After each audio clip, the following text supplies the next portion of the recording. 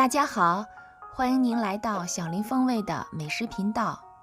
今天我们来做一款大家都非常喜欢的年菜——炸藕盒。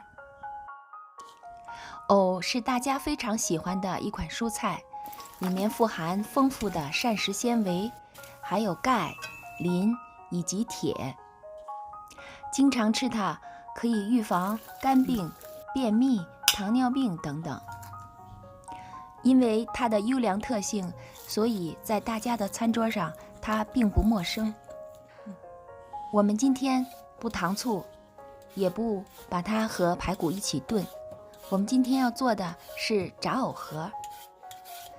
做法呢，就是把切好的藕片之间加上我们拌好的肉馅儿，然后在我们调好的一个面糊里蘸好之后下油锅炸。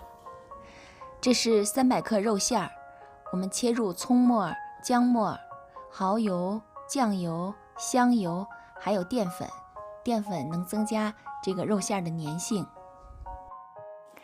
另外，如果想增加肉的香味儿，有一个小秘方，就是沏一点花椒和大料的水，然后把它调入肉馅中，这样肉馅又粘稠，还又有口感。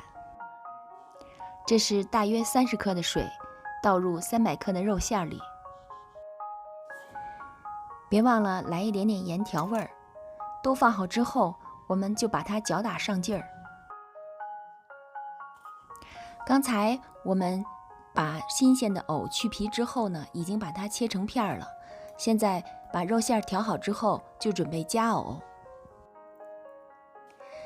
这个过程呢也不难，就是把我们刚才切得很薄的藕片之间加上点调好的肉馅，然后准备挂糊。这个面糊的调也不难，鸡蛋、面粉还有番薯粉，一定要是番薯粉，因为它炸完会很脆，口感很好。面粉和番薯粉的比例是1:1，你如果炸得多呢，就比例相对增加。另外别忘了加一点这个白胡椒粉提味儿。水的比例是粉的2倍，如果你有1份的粉，那就加2份的水。炸藕盒要中高火下锅，3-5分钟之后就调到高火，大概160-170度，这样的藕盒炸出来很酥脆，因为藕盒很薄，不用很久的时间。当你炸下一批藕盒的时候，要把刚出锅藕盒留下的那些面糊捞走，这样锅里就不会有很大的糊味儿。